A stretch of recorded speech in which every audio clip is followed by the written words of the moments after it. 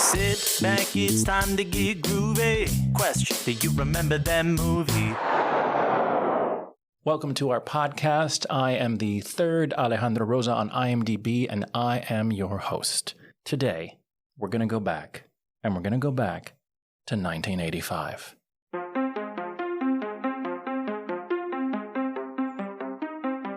Specifically, the summer of 1985. This is the summer of Rambo, First Blood, Part 2, Fletch, The Goonies, Cocoon, St. Elmo's Fire, Back to the Future, Mad Max Beyond Thunderdome, The Black Cauldron, Kiss of the Spider-Woman, Pee-wee's Big Adventure, Better Off Dead, and Teen Wolf. Joining me in this 1980s retrospective summer is the wonderful, is the amazing, dear friend, Elizabeth Brandon. Welcome to the podcast, Elizabeth. Thank you. That was amazing. Was that big enough for you? Yeah, Yes. I feel very welcome and quite special. We didn't actually say what we're going to talk about today, but that's fine. We'll get to it. No, you gotta, sometimes you gotta bury the lead. Today we are going back, and we're going back to July 19th, 1985. A small movie in that list of massive films that came out, and that's just the summer, that year. Like, I think E.T. came out that year as well. Like, Gosh. massive films came out that year. The Legend of Billie Jean is known to, I think, a small group of people. I think after this, there are going to be 5 of us. I saw it when I was very young. I have personally not seen this film until last night in probably over 20 years. But when I was a child, it played on cable or HBO. I think, yeah. I all feel like the it was time. HBO. Yes, I think you're right. Because, I think they only had like 9 movies at that point, and then their rotation was pretty limited. So, yeah, if you saw a movie on HBO when you were 12, you probably saw it about every third day. Before we get into this film, I need to know, where was Elizabeth Brandon in July of 1985? In July of 1985, I was 12 and I was living in a very small town in Central Florida. I guess, 85, I would have been like 8th grade, I think. I did not see this film in theaters. This was just something that I'm imagining I probably picked up on HBO, and it was like, oh, look, children running away from home and having a marvelous time and becoming famous. Like, yeah, I'm into that. Yeah, I can totally watch that. How old do you think you were when you did watch it? Because I'm assuming you weren't 12. I don't think it would have taken too long for it to make it to cable. I mean, this wasn't something that hung around in the theaters for 8 months. I mean, I think it was probably a pretty short release. I am imagining just because of the fact that it wasn't a hit. From what I understand and what I remember, it wasn't a hit. So I would guess I would say I was 13. I think in 2008, this film was re-released on like Blu-ray. Okay. And they asked a couple of the actors to do DVD commentary or Blu-ray commentary. Did they remember it? Well, they did. Okay, all right. Years later, they actually sat down and watched the film together for the first time. Oh my gosh. Yeah, and one of them was Yeardley Smith, who plays Putter. Yes. For those of you who don't know who Yeardley Smith is, she has had an incredible acting career. I believe most people will know Yeardley Smith as the voice of Lisa Simpson. This is her comment on the DVD or on the Blu-ray. Oh, no. I remember thinking this film is going to make me a huge star. And I think it was barely out long enough to roll the end credits. Oh, that's dark. A little. Oh, gosh. She did okay. No, I mean, that's, she did fine. She did and fine. The fact is, I mean, she's got a lot of screen time. Like, She does. there really aren't, what are there, like 5 main characters? 6 main characters? Absolutely. Like, no, this was a featured role for her. Absolutely. Yeah. So she had every right to believe that. We just didn't know that the movie wasn't going to excel as much as they hoped. So let's talk about this film for a second. Yes, let's. Go on. It's an American drama directed by Matthew Robbins, starring Helen Slater, Peter Coyote, Keith Gordon, Christian Slater, and Yeardley Smith. There's a few others. Dean Stockwell has a brief moment in it. As the ridiculously wealthy, what is he, an assistant attorney general, like with his own helicopter District or attorney, something? I don't yeah. know. That was, he was living well. Yes.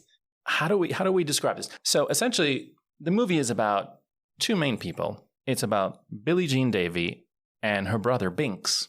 Yes. Right? They live in Corpus Christi, Texas. Yes. And it's clearly summertime when we're watching this. There's nobody's in school, is what I'm saying. Nobody's in school. This They're is all a summer school movie. age. Yes, this is a summer movie. They mention quite frequently how hot it is. Everyone is sweating in this movie. Yes, I noticed that. and this is Texas. Yeah. Like, I mean, it's it's hot and sweaty like 11 months out of the year in Corpus Christi. But it is definitely a summer film. The film starts out like that. It's a hot summer day. Billie Jean and her brother are on his new Honda Elite scooter. Yes. Which I will add was my dream to own when I was a child. Oh, my goodness. The Honda Elite. Can you pronounce that correctly, please? Yes. So I think I told you this already. When I was growing up, I grew up in Puerto Rico and I grew up bilingual. But for some reason, my neighbor had one and he called it an Elite. And so I called it Elite, even though I was fluent. Yes. But I never connected the fact that it was an English word until not that long ago when I went, oh my God, the word is elite. That's an elite. Yes. I had no idea. Mm-hmm. So we have Billie Jean and Binks. They're out on the town in their little scooter. And essentially they get harassed by a group of guys. Yeah. In like beach bros. Beach bros. There's no, just complete jackass beach bros. Yeah. They're harassing her because she's the pretty girl. And that's just how you treat women. That is how you treat women. Mm-hmm. And this leads to them eventually stealing the scooter from Binks. And Binks trying to get it back. In the process, Binks gets beat up. The scooter gets beat up. Oh, the scooter gets really beat up. I mean, they like shredded the upholstery and broke the mirror. I mean, it was like, how did they think they were going to get away with this? I mean, they really like, hi, we're going to take your scooter away from where you parked it. They all saw you. We're going to completely vandalize it. And then he gets it back and it's just like, yeah, it'll probably be fine. Yeah. And he's covered in bloody and just the worst. Yes. And she finds him there in Breeze Haven Trailer Court. Trailer Court. They live in Trailer Park. When the motorcycle is stolen, Billie Jean does what she thinks is the right thing. She goes to the police department. Yes. And she says, this guy, Hubie Pyatt, has stolen my brother's motorcycle. And they're there met with Lieutenant Ringwald. Terrible name. In the 80s. For a brilliant actor named Peter Coyote. He is really amazing. And Peter Coyote's character is kind of like, hey, he sees it kind of as a kid prank. He goes, just wait a day or two. And if they don't bring it back, I will, you call me and we'll deal with it. That's not all he says, though. So he says, Billie Jean, you're a very pretty girl. This Hubie was probably just trying to get your attention. To which I say, are pretty people not allowed to complain about theft? Like, what was the point there? Like, okay, so maybe you understand why he did it. It doesn't make it legal. Theft is there was theft. still a crime committed. Like, that's really your... Well, I mean, I guess his thing was like, oh, he'll probably just bring it back. Right. He just thought it was a prank. They don't have the budget, whatever. But there was this kind of like, it is still a crime, right? Like, pretty people can be the victims of crime.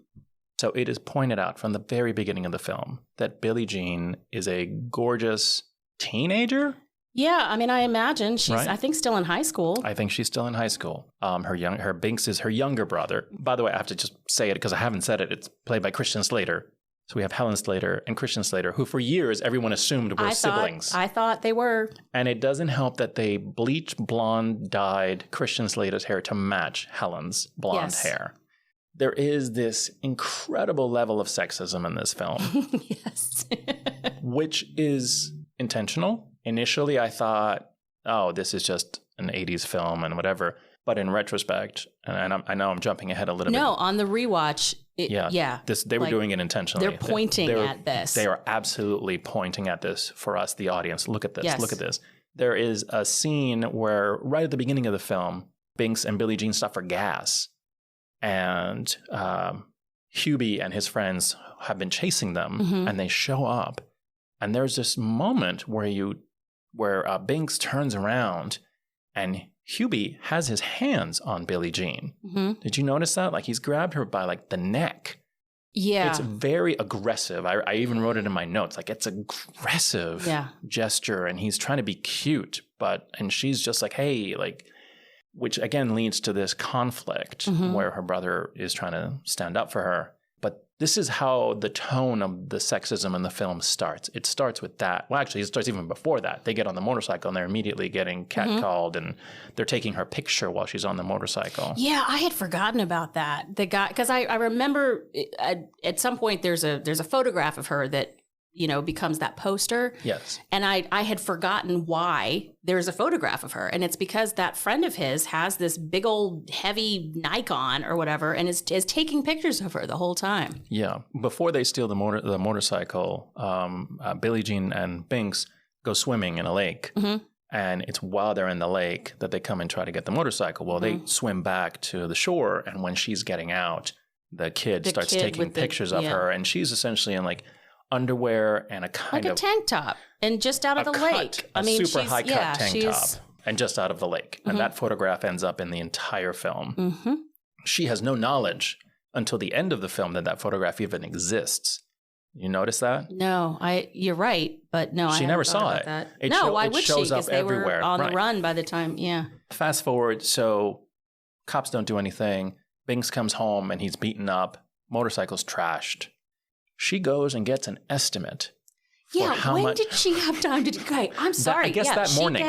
So she's like, okay, first thing I'm going to do, I'm going to take this thing to a body shop and I'm going to find out how much it's going to cost to repair it. And I'm going to go directly to the father of the child, I guess, how old Hubie is. But he's like, hey, all right, here's what I did today. This is how much it's going to cost to get it fixed. And can I have the money, please? She goes to Hubie's dad, who they just call Pyatt, Mr. Pyatt.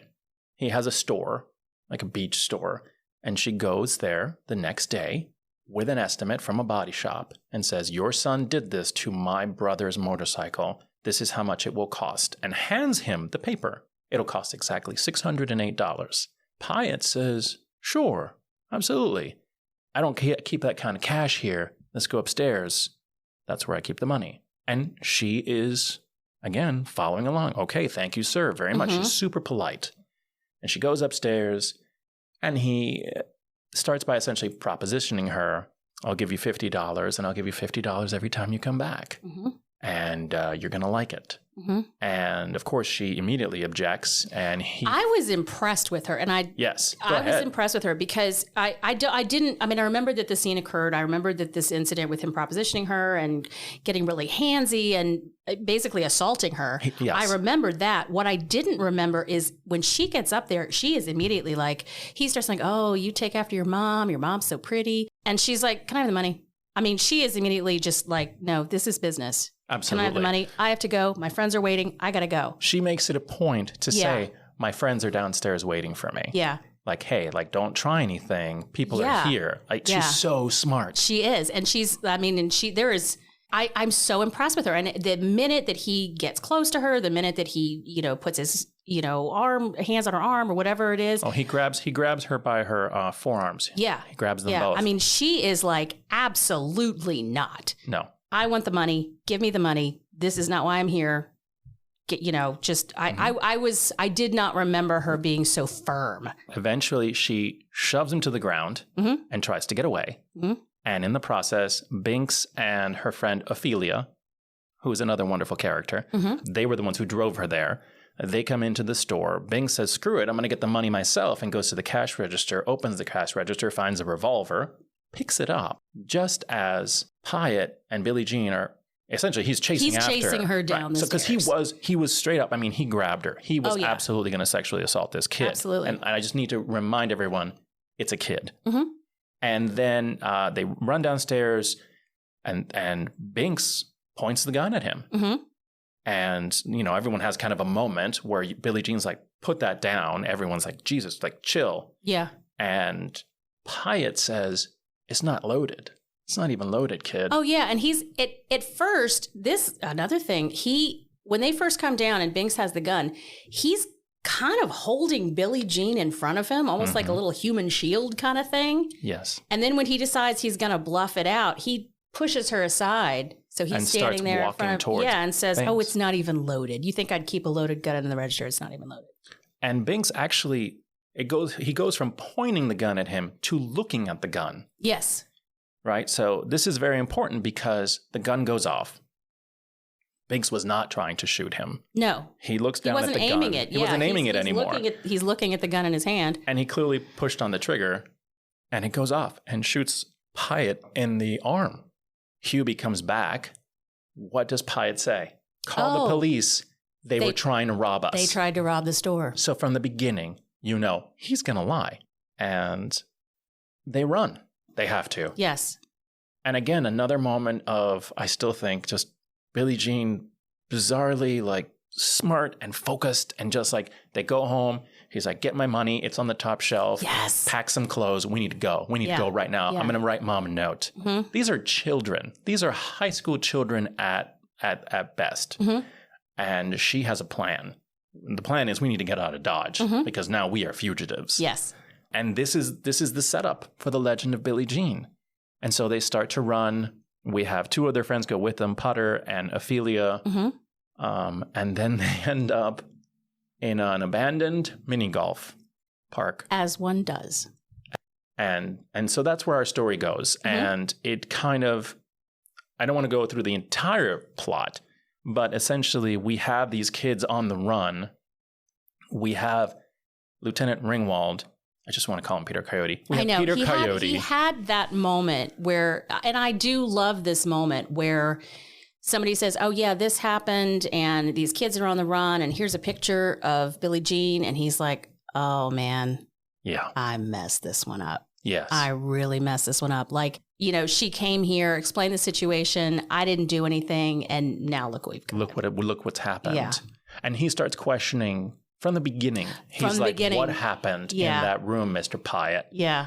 Because he doesn't buy the story that No, Pyatt because is selling. he knows the backstory. He knows about the stolen scooter. Mm-hmm. He knows he's met Billie Jean. I mean, he has seen like she's a straight shooter, and it's like, oh yeah, they tried to rob the store. It's like, are you sure? Yeah, I don't think so. And so it's kind of interesting because yes, the cops are after them, but there is an ally within the police who throughout the film is just saying, just turn yourselves in. Like, I want to help you turn yourselves in. I will say that one thing that the movie is so interesting and so great with its date, timestamp essentially of existence is no cell phones, no social media, no GPS. Like, you could just get in a car and drive, and 2 blocks later, they don't know where you are. They have no idea. In fact, and you can get to a payphone and call them, and they still don't know where you are. Exactly. It's like, and I mean, I remember those times. So it's so surreal to be like, yeah, you could actually. Yeah, you could have a life of crime back then. Yeah, you could run, disappear. Boy, did we waste our teens. I know. Damn, runaways. Yeah. You guys had it so easy. So yeah, so we have these kids now on the run. And Billie Jean, from the beginning of the film, talking to Lieutenant Peter Coyote, says to him, we will turn ourselves in. We just want the $608 that is owed to us. She doesn't ever tell him about the sexual assault. She doesn't tell Binks. She doesn't tell Ophelia.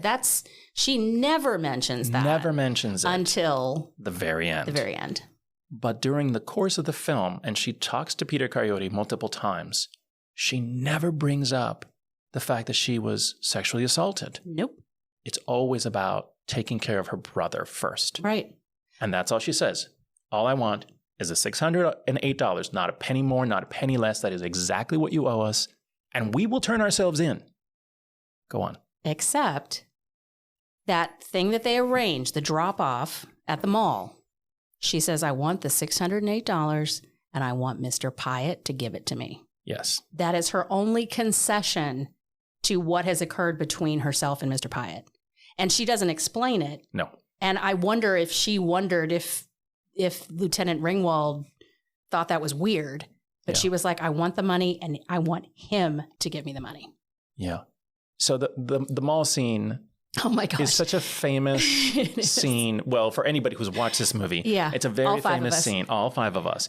Because again, Billie Jean being the brilliant person, she says, I'm going to meet you at this mall. Public place. We're going to be at a public place. Here's what I want. I want Mr. Pyatt to hand me $608. and I will turn myself in. Mhm. The end. But kind of being smart and going, we need plan B. Mhm. They come up with a plan. And I love it because it involves them stealing G.I. Joe walkie-talkies from a toy store and leaving IOUs, which I think is the cutest thing. It is the cutest thing. It is adorable. Ever. It's just they write out on these pieces of paper, IOU to walkie-talkies, and they leave it in the store when they steal the property. When they steal the property, yeah. And so they get there, and what does she have in her bag? I forget. It's like aquarium rocks. Oh, remember? because Putter. Yes. When Putter decides she wants to run away, and at some point, like they're like, "No, Putter, you're not coming." And then Putter says, "If you don't take me with you, I'm going to throw up all over the car or something." Basically, I don't remember what that was. Gross. Yes. So Putter, when she's packing her things to go on this, wild trek, she has, I think it's like a marble collection or something, and she pours her marble collection into her duffel bag because she understands how crime works. Exactly. And she wants, this is, if you're going to be on the run from the cops, well, you don't want to be without your marble collection. You need your marbles. She also takes her giant teddy bear. Yes, she does. Because she's the youngest bear? one. I thought it was like it's like a dog koala? or something. I don't know. I don't know. We don't know anyway, what animal it was. It's some giant fluffy thing. It's really It's not important to the plot. But the important part is that she takes what looks like her marble collection, but also kind of like aquarium rocks. So one of the two. It's either marbles or aquarium rocks. Pieces of round glass. Yes, that is accurate. A lot. And so we don't know this until a chase ensues, but Billie Jean has them in her backpack. For reasons. Because she's smart. Yes. Right? For emergencies. Yes. And they're communicating via these little walkie-talkies. Yes. So that they know where's the car. Like clearly they figured out where she needs to run to get to the car, to get out of there. In case things go haywire. Yes. Yes. And I think it's also important to note that Peter Coyote is like fine with this arrangement, right? Mm-hmm. Again, this is not a big deal. We can fix this. He's constantly trying to fix the situation. Mm-hmm. Mr. Pyatt refuses to pay, and we find out that he does have $608 in his hands, and Peter Coyote has actually given him the $608 out of his own pocket. Yes. Which again tells us about the character of Peter Coyote, which again is a better name than Lieutenant Ringwald. Yeah. So, but of course, Mr. Pyatt can't help himself, and he has Hubie and his friends waiting. Yes, they are very reliable accomplices for his double cross that he attempts. His teen gang. Like I have got a plan, and man, there is no way this could fail. I write this down because this happens so many times in this film. Before the sexual assault, Hubie gets kicked in the groin. Oh, yeah. Okay. I only bring this up because in the mall, it happens again. Yeah. When Billie Jean is essentially, they attack her. Yes. She does this again. And there's a theme here that happens throughout the movie because I've counted them. Oh, no. How many times Billie Jean has to assault someone to protect herself. Was that like a thing in the 80s? Yes, where everybody kicked each other in the balls. You didn't punch somebody in the nose. No, you need somebody him in the balls. Yes, this was yeah. Classic 80s, but it worked. Anyway, so this chase ensues through a fountain in the middle of the mall. Up the down escalator and then across the barrier and then up the up escalator. And it's everywhere. It's like a video game. And it's fantastic. And by the way, this was a real mall. Mm-hmm. I think it's actually in Corpus Christi. They did film most of this in Corpus Christi. I don't think I knew that. Yeah. I think it's called the Sunrise Mall or something like that. Yeah. So... awesome. So they have this incredible scene. And one of the things that I remember about that particular scene is that when she opens her bag to release the marbles, yes, / aquarium things, of course, it makes some people fall down. And my favorite moment about that is not people falling down. It's that Peter Coyote sees what's happening and smiles. She's clever. Like he's totally amused. He's kind of rooting for them. He is rooting for them. Like he wants them to turn themselves in and everything to be resolved, but I think he also wants them to get away. There's like a kind of a rooting factor. I don't think wants them to get away with shooting a guy or whatever, but I think he, like every time things go wrong, can I just say how much I love his line delivery? after, Mr. Pyatt is like, oh yeah, here, have the money. And then Hubie, get her. His grand plan. It's very Ghostbusters. It's get very her. Ghostbusters. And he turns to Pyatt and just says, "You dumb son of a bitch." It's like, yeah, because it's like, this is the worst plan. You're the worst person. This isn't even your money. No, not your money. The police are here. All you have to do is hand this girl an envelope and we're all done. The police was there. They were all there waiting. Yeah. And they were following instructions. Just let her turn herself in. No big deal. And by the way, she has told Peter Coyote this is not what happened. Like, we did not try to we did not try to shoot this man, right, etc. It was an accident, blah, blah, blah. Of course. So this happens, and then there is a kind of a big deal moment in the scene because right when they're stealing everything, Binks being like 15 years old. I mean, I don't know how old you had to be to drive a scooter in Texas in 1985. I'm 16? Guessing 16. Okay, so he's 16 at most. But he has the mental capacity of maybe a 13-year-old. Because there are a couple of moments with him where it's like, ooh, thanks. He's really young. They really push the fact that at least mentally, he's just very immature. Yeah. When they're stealing the walkie-talkies, which they absolutely need, he steals a toy gun. Mm-hmm. This is also important because this is the 1980s. And it was shortly after this time period where the rules changed and they decided that toy manufacturers needed to make it clear that these guns were not real. Yes. I remember this because I had my older toy guns looked real. Mm-hmm. And then they started adding not just the red caps, but they started changing the colors of the guns so that they were like bright colors so that you could always know because there were incidents of kids with guns that looked real. But in this one, he steals like a revolver that looks at this point like a real revolver, at least from a distance. And so when and it's amazing, like their chase even involves like Binks is ready to push the garbage, what do you call it? Oh, the dumpster. The dumpster. He's ready to push the dumpster in the parking garage over the front door after she runs through. Like they thought of everything. That was pretty great. It's amazing. However, Peter Coyote, being smarter than anyone, ran through another door knowing that they were clearly being chased in a particular way. So he went another way. And so he catches up to them and Binks pulls the gun, which later Peter Coyote thinks, I think that's a fake gun. Yeah. I don't think that's a real gun. And he's like not even defensive or embarrassed about it. He said, I'm not sure the gun is real. He said there was a toy store that reported some items stolen. And I don't know if it was another police officer. Is like, you telling me that kid got the drop on you with a toy gun? And he says... It was Dean Stockwell's character. Sorry. It was Muldaur, District Attorney Muldaur. Yeah. Yeah. He's like, are you like... And he's like, yeah. Yeah, I think he did. Yeah. So in the process of this, they start kind of becoming famous. That's actually the first time you see people being interviewed on the news. Is the mall scene. Yeah, the aftermath of the mall scene. And they're like, oh my gosh, like I was there. Yeah, and I saw them do this. I have what's the quote? I love it. There's a young girl who they interview. And she says, I think they're just picking on her because she's a girl. And I think that's disgusting. Mm-hmm. And the newscaster goes, well, there's the feminine perspective or something like that. Yeah, there's a woman's perspective. Yeah, so dismissive. So dismissive. And the guy that they interview right after is like, I just love her. I love you, Billie Jean. Like, and this leads to a kind of a fandom of these rebel kids. Yes. And that was something, when I went back, I have not watched this. It's been way more than 20 years since I've seen this film. And I thought, I watched it so many times when I was a kid. I don't know if there's anything new. Like, I think I'm going to remember this entire movie. Yep. That is not what happened. No.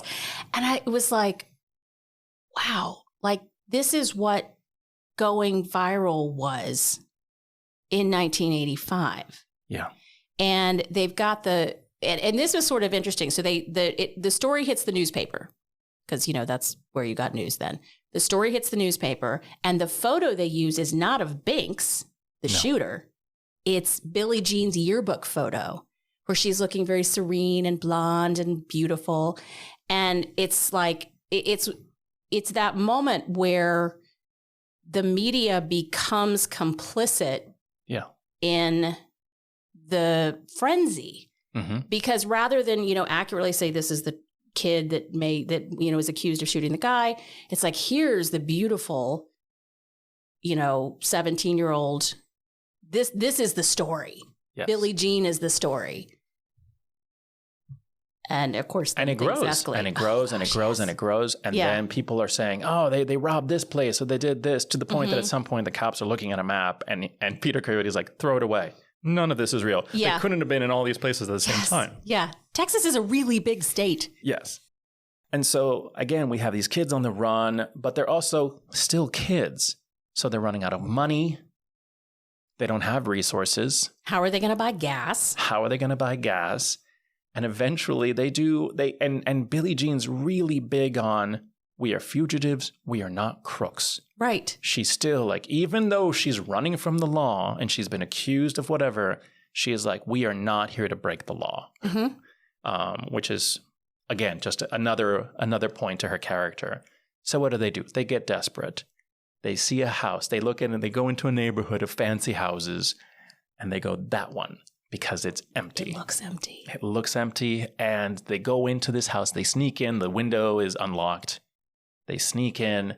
And what do? They raid the refrigerator like teenagers. They're really hungry. Yes. And what do they eat?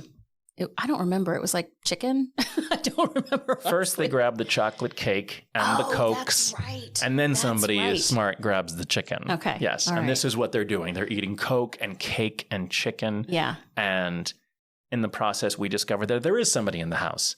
A character we will eventually learn is Lloyd, the son of District Attorney Moldar. Yes. Who is into video and costumes and horror movies and like haunted house stuff. He's a giant nerd. Yes. Who has, what do you call it? Asthma. Asthma, yes. Or does he? Because I saw Goonies too. Apparently in the 80s, all asthma is fake. Because it's established that he has asthma, and then later he's like, oh, I haven't been taking my pills, and I haven't wheezed once. And I'm like, it's like that kid in the Goonies throwing away his inhaler. Like, yes. Why was asthma not real in the 80s? I don't know. Maybe it just wasn't cool. I guess not. No. So, and I will say, there was a memory that came to me from my childhood because of this scene with Lloyd, the rich kid who just gets to hang out in this big giant house because his dad works somewhere else in Texas. Right. At some point, when they befriend him, he walks up to a window and throws himself out of a window, which is actually a giant tube slide that leads into a giant pool. To the pool. And I want you to know that for most of my childhood, that was the dream that I had. I wanted a tube slide from my window into a pool, and I'm pretty sure I asked my mom for one after watching this movie. And I had forgotten. I knew that I had a weird thing about a tube slide. You didn't know where it started. I didn't know where it started. Because all I did was watch TV when I was a kid. So I didn't know which movie it was that I gotten that from until I thought to myself, oh my God, it's the tube slide. Into the pool from the window. From the window. So one of the interesting things to me about, what you're talking about with the class struggle is, so Hubie, early in the movie, Hubie talks about Billie Jean and he basically says, don't trust her. She's from the trailers. She's from the trailers. And so there's this that's when she goes and says he broke my brother's motorcycle. Yeah. And that's how Hubie responds. Don't trust her. She's from the trailers. So you've got this sort of class distinction between Hubie's family, the Pyetts, and Billie Jean's family. And it's like, when you look at that store that Mr. Pyett runs, it's like, are you sure you're really quite the economic elite that you seem to think you are, looking down on Billie Jean? Because a little bit later in the movie, we meet Lloyd. Yeah. In this huge palatial house with a tube slide from the window to the pool. And it's like, Hubie, go home. Yeah. Hubie, sit down. Yeah. You're not rich, Hubie. Yeah. You can't even afford a shirt. Seriously. He never wears a shirt. There's very little shirt. No, he has a hat, but he doesn't buy a shirt. Yeah. Even though his dad sells shirts. Ridiculous. Yeah. Anyway. Sorry. Lloyd becomes kind of a supporter, and he recognizes her. Immediately. Right. Yeah. He goes, you're Billie Jean. And one of the things that I love about the entire film is that she becomes famous, not by her choice, and she has no interest in this. She is trying to prove a point, and she's trying to stick to her point. And it's then in that area, they're hanging out and he watches movies. And I think this is where we get to the Joan of Arc moment. Oh, yeah. Which I still kind of dig. Because everyone else, they're hanging out, they start partying, and he's got movies on constantly. Oh, yeah. He's got like a kind of a mini film studio in his bedroom or whatever bedroom. He had a recording camera. It was Beta Movie, it said on it. I did not notice it was Beta. I did. It's Beta Movie. That's what it says. Oh, Lloyd, I just lost all respect for you. So everyone goes down the slide. And he calls him like, come on in, and everybody goes down the slide except for Billie Jean, because in the process, he turned on his TV. They were looking at the news. Yeah, it was like a late night movie came on. And it was one of the black and white Joan of Arc. And she doesn't know who it is. Mm-hmm. And they talk about it, right? Mm-hmm. And then they all go down the slide. They have a little party, essentially. Billie Jean doesn't. And she stays watching this film about Joan of Arc. Mm-hmm. And so later she comes down and she says, can you make movies? He goes, yeah. Can you make copies? Yeah. Mm-hmm. And then he gets it. He gets it. Without her saying it, he says, you're absolutely right. What a great idea. Your sister is going to answer them and send copies to all the TV stations. Because right now the media is saying all kinds of crazy stories about them. Oh, yeah. They're interviewing everybody in every part of the state who claims that, oh, yeah, they came in and robbed my store. Oh, yeah, they came in and, I don't know, burned my car. I don't know what it is. Yeah. But nobody's ever talked to her. Right. And so she decides she's essentially going to put out a statement. Yes. This is the equivalent of Instagram Live, Facebook Live. Mm-hmm. But so she has him says, I'm going to be back in a few minutes. And then we have the great moment where she goes and she chops off all her hair. Yes, she does. And puts on a very 1980s top. Yes, she does. And then she gets in front of the camera. Mm-hmm. And I love because her friends see her walk up with her new outfit and her new look. Completely chopped off hair. Her new which Ophelia is pretty glorious. Looks at her and goes, oh my God, Billie Jean, you look. And somebody says, famous.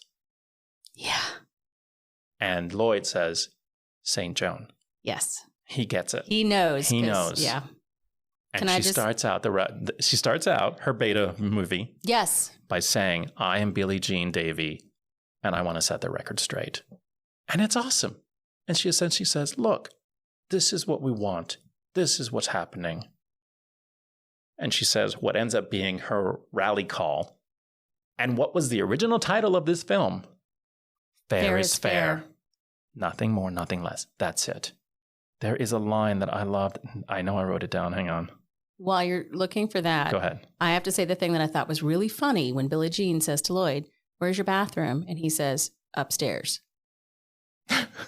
Did you see the size of that house? Do you really think there's only one bathroom upstairs? There are probably like 4. Where's Amazing. Your upstairs? Okay, so this is what she says. And I thought, again, it was important for the character itself. In this video, she says, we didn't start this. We didn't mean for it to happen. But we're not giving up till you pay. That's it. That's the message. Mm-hmm. Just give us the money that you owe us. And we're done. And we'll turn ourselves in. Mm-hmm. And she's still saying it. We will turn ourselves in. We are not trying to be outlaws. Mm-hmm. We will do it. My funniest thing about this is that then they make a bunch of copies, I guess, in his Beta, player. And then they have this scene where this 3-year-old... This tiny little... white child with red hair walks into the police station. Nobody notices this child without a parent. This child wearing cowboy boots walks into where Peter Coyote is, somehow knows that's who he needs to deliver this to because he's a child genius, and hands Peter Coyote a tape. And you're like, where are your parents? That was one of those moments where it was like, okay, you went too far. Parents? You went too far. There were, once or twice it goes off the rails a little bit. So again, this kind of creates, so we get this now all the so by TV the time, stations play it. Yes, the implication is that by the time the police see it, it has already been delivered to the news stations. That's right. I use big quotes for that. So, they've taken it to, I guess like different network affiliates or whatever, and they've aired it. And, we were talking earlier about this is an example of a story going viral before that was a thing. Yeah. But it's just everywhere. And the video is everywhere. Her face is everywhere. Her name is everywhere. And she becomes like a internet star. Yes. It's the weirdest thing watching it now. Yes. With what we know about the way fame can catch and the way that stories can grow regardless of fact. I found that part of it really interesting. Yeah, 100%. It's wild to watch. And I think maybe now we can understand it a lot better, how fame would work like that in a way that I didn't understand it back then. Something else about the idea of fame and media, something that I had not remembered about the film at all, is that the movie opens with the DJ. Jimmy J. Judge or whatever. Yeah. The movie opens with, hey, Corpus Christi, it's Jimmy J. Judge. It's a hot day, blah, blah, blah.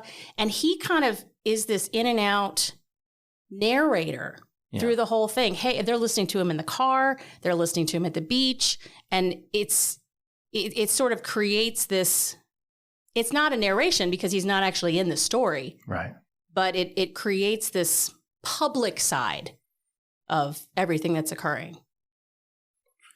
There is a sequence of events where essentially some people are super supportive of Billie Jean, right? Mostly the teenagers. Other folks see her as a threat, right? They get chased at one point. They get shot at. She and her brother end up separating. Lloyd and... Oh, okay. I'm jumping in because I have thoughts. Go ahead. When they are being chased and shot at by the guy in the pickup truck or whatever. This is one of those examples of Binks just not.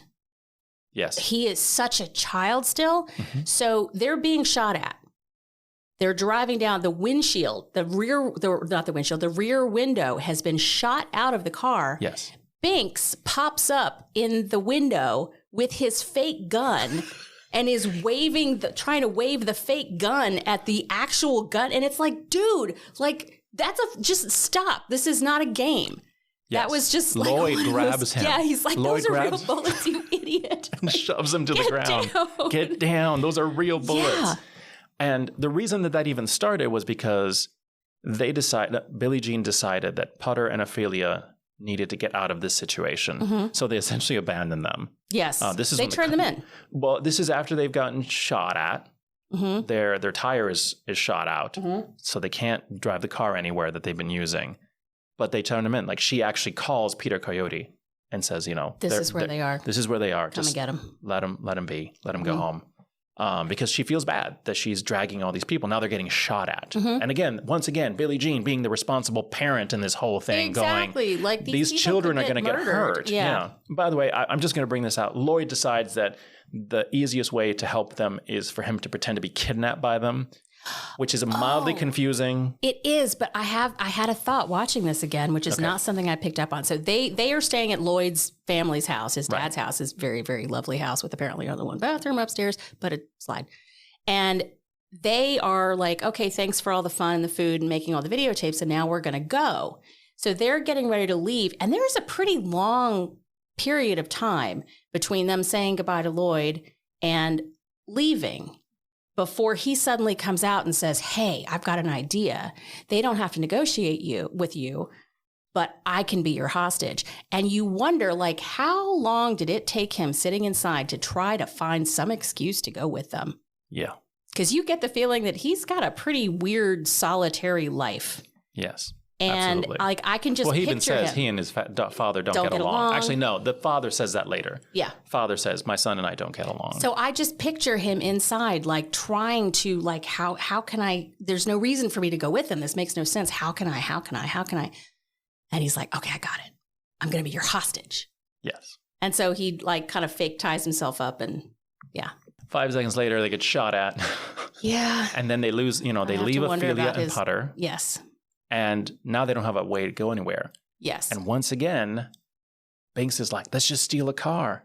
And once again, Billie Jean is like, we are not thieves.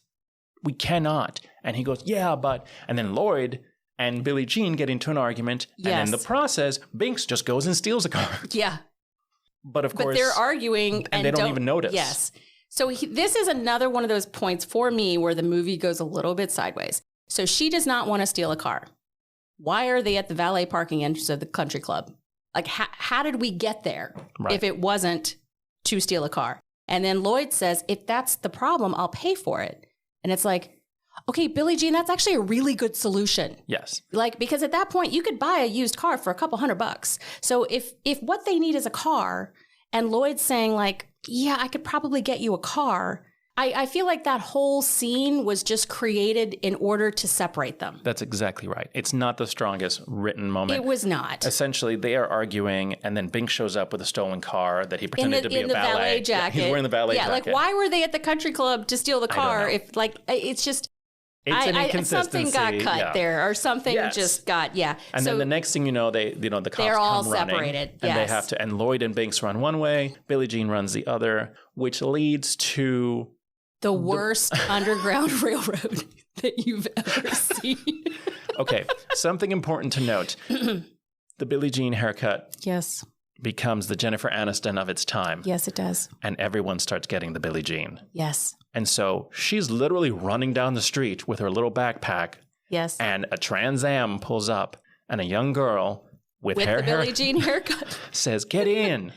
And then the next thing you know, we have this kind of sequence of all of these people essentially helping her get from point A to point B. Yes. And it does very much feel like an underground railroad of androgynously haircut people. Yes, of like the most indiscreet. At one point, when she's being passed from one car to a motorcycle, I was like, I gotta back up. How many people are in this scene watching this exchange? I counted 8 people. Yes. Like every time she changes cars or, like gets to the next step on this underground, railroad thing, there are so many witnesses. There are an insane amount of witnesses. And then at some point she ends up in a warehouse full of people. Oh my gosh. And they're all applauding. For her. And my thought when I saw that was like, oh my gosh, she's an influencer. Oh yes. She's an influencer. She's somebody that they've heard of. They've heard of. They've got their hair cut like her. Yeah. And she walks in. She doesn't even have to say anything. They're just so thrilled to be basking in her presence. Yeah. And she's mildly confused. Yeah. But grateful. But because she's running from the police. Get a ride somewhere else? Yeah. With witnesses? Fast forward to the end. She makes another deal with Peter Coyote. She says, look, let's do this again. Let's try this again. The exchange. And yes, we'll turn Lloyd in, right? No problem. And even Lloyd gets on the phone to say he's okay. And they agree. And she sets up the terms at the beach in public. Unfortunately, Lloyd's dad is also running for office. And so he uses this scene as a way to kind of show that he's tough on rowdy kids and crime and all of that. And we have what ends up being the falling apart of this scene. Once again, Billie Jean has a plan. And somehow it involves Binks, dressed as her, turning Lloyd in once they've confirmed that they actually have the motorcycle fixed. So it's not even the money anymore. The motorcycle is there. It is now fixed. Billie Jean is wearing a wig. Of course. And is hiding in the crowd. I know we jumped ahead. Of course, at some point, Billie Jean and her brother get back together. Anyway, here we go. There was actually kind of an adorable moment there because when they separate at the country club, you said Binks and Lloyd go one way and Billie Jean goes the other. But when that scene happens, you actually don't realize that Binks and Lloyd went the same direction. They just all scatter and separate. You're right. So when Billie Jean, who's been running around on this very, very public secret mission from car to motorcycle, when she finally goes and finds Binks, yes, and they have this really nice reunion, and he says, well, you can take over guarding the hostage. And you see the Lloyds there, and it's like, it's very sweet. It ends up with our little romance story between Lloyd and not Billie having Jean. ended at the country club fiasco. Exactly. It was just a tiff. Anyway. Just bought them a car. So we get to the final scene. Binks is there, dressed as Billie Jean, walking Lloyd from the dunes, right, for the trade. Billie Jean is in the crowd with a long wig, incognito. Mm-hmm. Looking a little like Adina from Absolutely Fabulous. Yes. With the bandana on it. We learn that there are police officers there with rifles, sharpshooters, which the district attorney has brought. Don't know how he got to do that. And the police officer, Lieutenant Peter Coyote, tells them, no. What the heck? What are you doing? Absolutely not. Yes. And for some reason, they don't listen to the actual officer. Huey, once again, being just the worst. He is kind of the worst. Runs out to where pseudo Billie Jean is and says, it's not her. It's not her. Binks, being an absolute genius, Mensa card owning dude, pulls the gun on Huey. The fake gun. Still a fake gun, folks, which leads to one of the people with the big giant rifles to shoot Binks. And of course, everyone panics and screams. And poor Billie Jean can't get to her brother because of the massive crowd of people who have come for Billie Jean Day. Because, of course, this is advertised everywhere. Binks is taken away in an ambulance. And this is, for me, and I did not remember this. What do you think about the last scene? Well, one of the things that struck me is Binks gets shot. There's pandemonium. Suddenly it's 5 hours later. I don't know what happened with the editing, but it goes from midday pure daylight, to Nighttime nighttime in like the space that it took an ambulance to pick him up and drive away. Like by the time she's chasing the ambulance, she's it's chasing dark. On foot, like she's running after the ambulance. I don't know what the original cut looked like, but it was like, wow, that was some bullet. In Corpus Christi, the sun goes down. Like, it was amazing. In Corpus Christi, the sunset is really fast. It was so quick. So she has, she takes off the wig. She takes off her, absolutely fabulous wig. And she goes to confront Mr. Pyatt, who has created this sort of sales stand where he's selling the poster that was made from the photo of her getting out of the lake. There's all kinds of merchandising that has sprung up. Hats, frisbees, buttons, all Billie Jean stuff. So he has completely capitalized on this, and he's doing really well, and he's selling all this stuff. And she comes to him and says, like, "What the heck, dude?" She doesn't say that. But that is essentially what she says. She's like, and he's like, "Look, this whole thing just got out of hand. Here, take the money." And everyone's watching. Oh yeah. I mean, this is like, because I think she takes off the wig, and it's suddenly everyone's like, "Oh my god, it's Billie Jean!" Yeah, it's Billie Jean, the original Instagrammer. She really does look quite different with that crazy wig on. Yes, and he can see that everyone's watching, and so he's like, "Oh, this just got out of hand. I'm really sorry. Like here you go. Like I'll give you the money," which is an affront to her. She's like, "Now you'll give us the money." Like, my brother's just been shot, right? My life is destroyed. And now you're going to give me the money? While she sees this, not only, and it's hard to describe, it is a giant merch stand of Billie Jean stuff. Yes. And they've brought what I can only describe as like a 12-foot paper mache effigy. Well, version of her with a gun. It's a statue. It's a statue of her holding a gun, which she never holds in the entire film. Right. That he's using again to market his merch sale. And the face that she gives when she's looking at this, and like, what the actual fuck? And she confronts him, but it goes a little further than that, because this is when we finally talk about assault. And she says, she quotes him back to him, like word for word. Pay as you go, earn as you learn. And that's something that, he said, for us hours ago, for her weeks ago. Yeah. And she remembers every word that he said and quotes him back to him. You told me I would like it. Yeah. And it's like, wow, this is not something that she's used. It's not something she's discussed, but she remembers everything he said and just throws it back at him. It was so intense. Surprisingly intense, because I've seen this scene many times. Sure. But I didn't understand it until I watched it last night with my slightly older eyes. I think, for me, it was that recitation. And I don't think that you remember a conversation from that long ago, especially when there's been so much drama and so much, tumult. I don't know that you remember that unless it was really seared into you, which makes you think she's been thinking about that incident, that moment, that thing that happened to her. I think it's been cycling. in her head. And you don't see it come out. No. Except for her little, I want Mr. Pie to be the one to give me the money. You don't really see it come out until that moment. She's like, we're gonna talk about this. We are gonna talk about this. Right. And suddenly, like, she changes and we stop talking about the money. And we start talking about what he did in front of everyone. She's just reached the point. Like, there's nothing left here. Right? And it's so insanely powerful. And then we get what I can only describe as a mildly dramatic, but I still think flows with the plot, which is that he falls over, knocks something over. I think it's a torch. It's like a tiki torch or something. I think he's got tiki torches, yes. As we learned, it's 5 hours later now. So they have to have torches to light the merchandise booth. And so one of the tiki torches falls over and starts a little bit of a fire. And nobody does anything. Oh, yeah. Nobody does anything. And the cops are there. The district attorney's there. We're all standing there. Yeah. And nobody does anything because they just heard this entire conversation. Yeah. And this definitely feels cliched, but I still think it worked, which is all these people with their merch on, having heard this conversation, start taking off their merch, their hats, their shirts, T-shirts, and just start throwing it into the flame.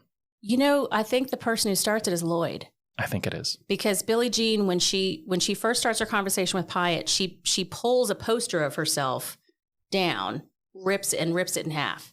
And Lloyd picks up the torn poster that she has ripped in half and puts it on the fire. And that's the thing that sort of starts it. And I think when I saw this movie as a kid, it was like, oh, so Billie Jean's not famous anymore? Like, I'm sorry. Yeah, 13-year-old me was quite wise. But it was like, oh, it was just like a trend and now the trend is over. But like, yeah, I think I'm with you watching it this time. It's like, no, I think people are realizing who is benefiting from this fake activism. Yeah.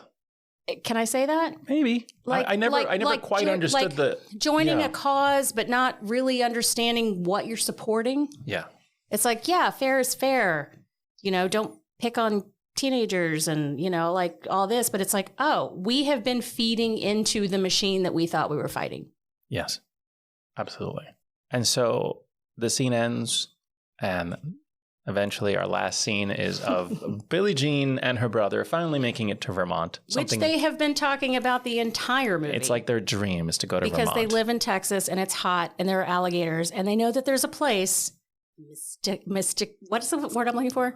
Mysterious, magical place called Vermont, where there are no alligators and the summers are not so hot. Why didn't this movie do well? It's actually well acted. Helen Slater really, really nails it.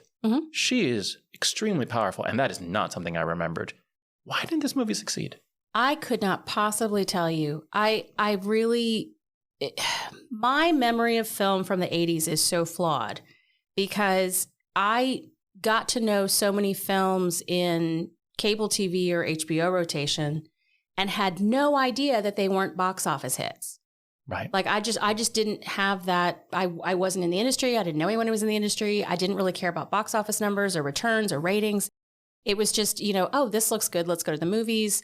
Or, oh, this looks good. Let's watch it on HBO.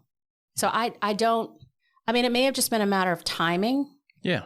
I mean, there may have been other teen films that were more appealing, or it might have just come on the heels of some other successful teen film. People are like, oh, I don't want to see another movie about teenagers. I have no idea. When I was doing research for this particular film, I told you that initially I didn't find anything. And that just led me to realize that this movie was not a very big success. It really wasn't. It was kind of, one of the articles described it as, how did this end up on the garbage pile of 1980s movies? And there were a lot of different arguments made, a lot of different articles. I highly recommend anyone who's really interested in this to try to find these articles. I will try to remember to link some of them in the description to the episode because some of them are quite good. Here's a quote. Why is it forgotten? Many signs point to gender. There are plenty of not great, cheesy 80s films that achieved cult-like status. They're almost exclusively male-driven. She is not the silly, cute 80s girl. She is outraged. She is outspoken. And that is consistent throughout the course of the film.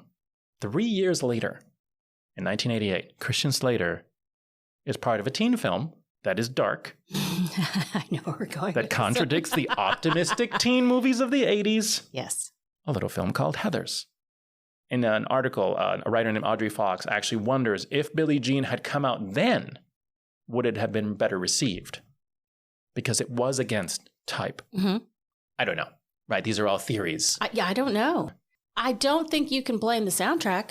So the soundtrack is my God. fantastic. The main theme is Invincible by Pat Benatar. Uh-huh. They never released the soundtrack. The movie was not successful enough for them to have a soundtrack. Album. Eventually, Pat Benatar released Invincible in another one of her records because there is no soundtrack. But yes, great soundtrack, great music, great acting. Billy Idol. That's right. Billy Idol's in there. That whole mall scene with the marbles. It's all scored to Rebel Yell by Billy Idol. You cannot beat that.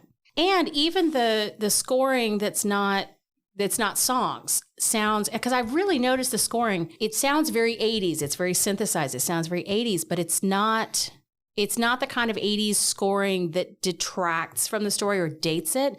It just makes it sound kind of creepy. Yeah. That little kind of keyboard. Like it just feels right for the time period of the film without being like, oh no, it's the keytar. Yeah. You know what I mean? Like I thought the scoring was good. It gave it this atmosphere, those weird things with the empty golf course, mini golf course, and it had this kind of eerie little synthesizer music.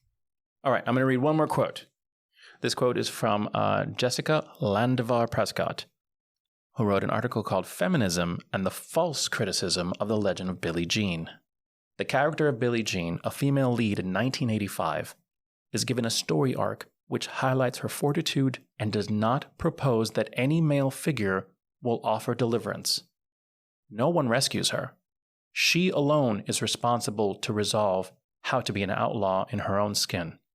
Her commitment to her morals, her fight for justice, the shedding of her identity in favor of adopting to her new role as a sensitive warrior, finding inspiration from Joan of Arc, and her willful direction in the outcome of her plight should all be grounds for the Legend of Billie Jean's inclusion into the feminist film canon.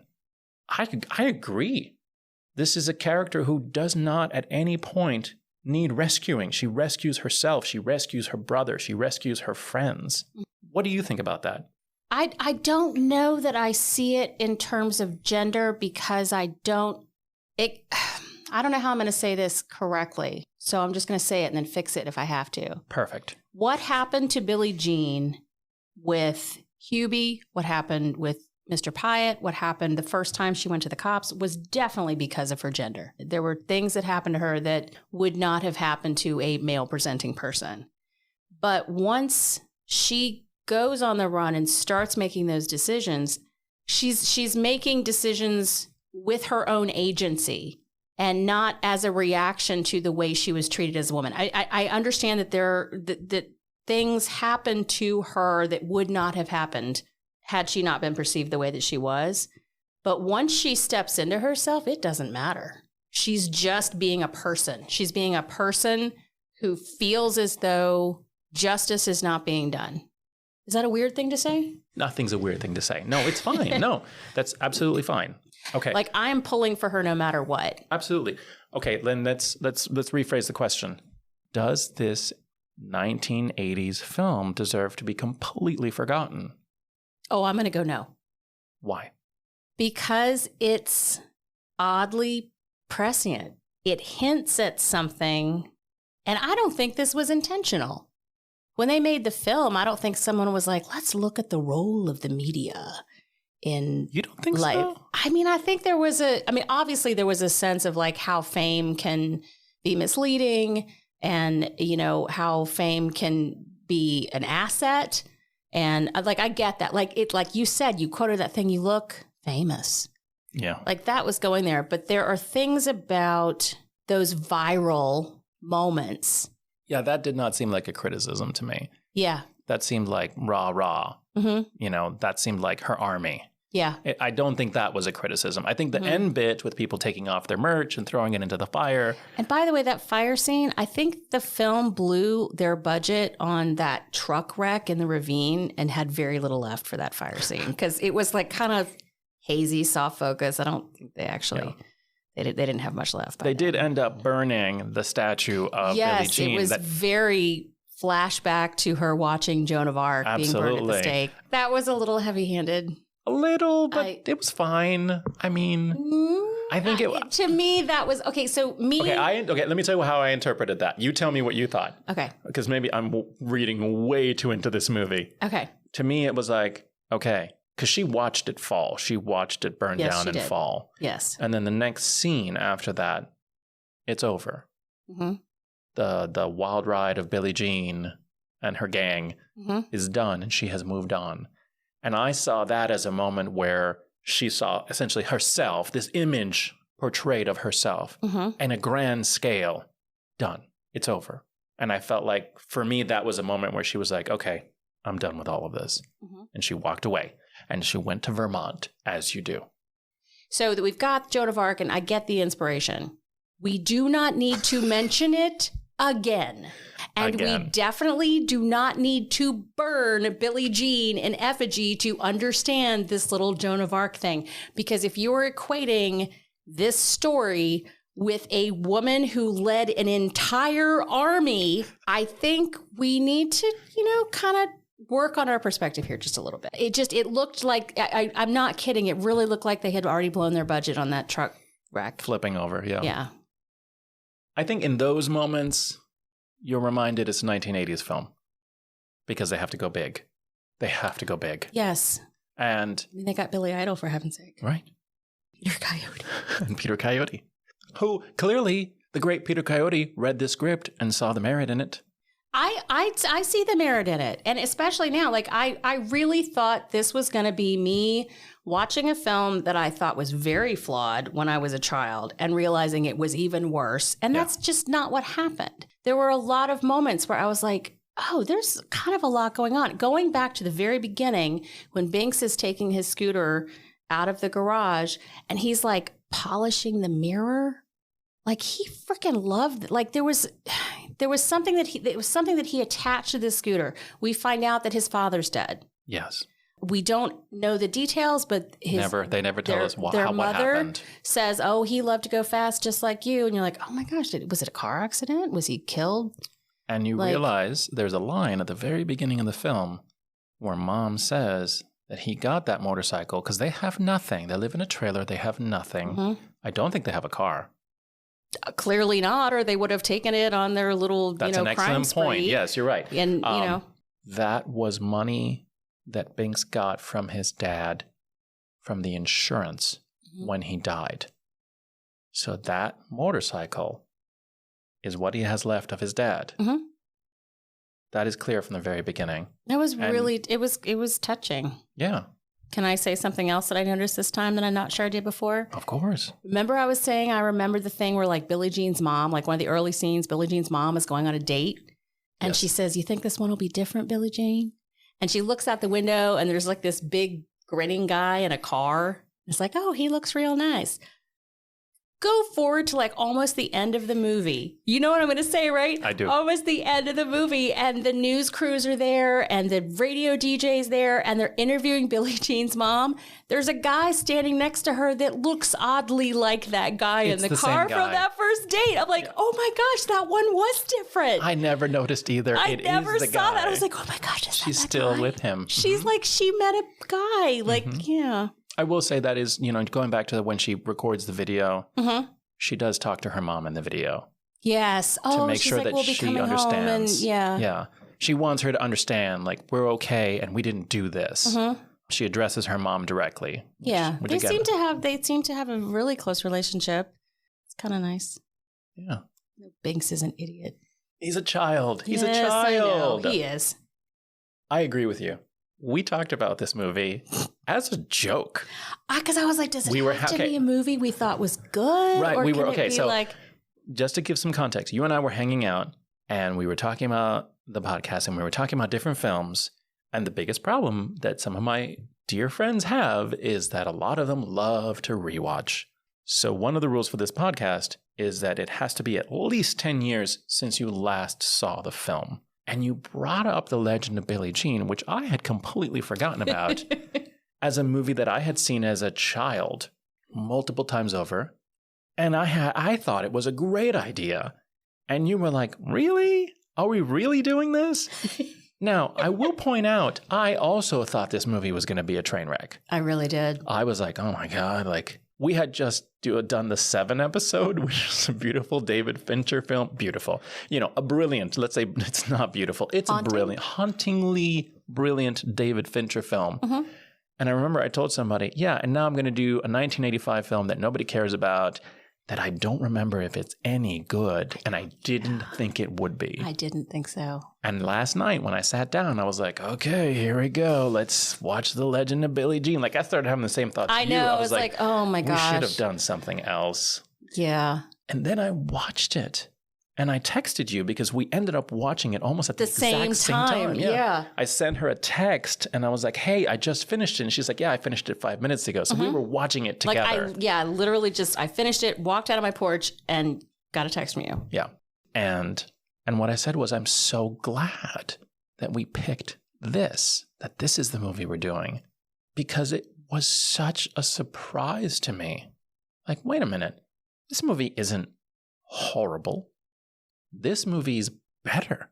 I still maintain it is flawed in multiple ways, but some of the stuff I remember not understanding when I watched it as a young teen, made more sense now.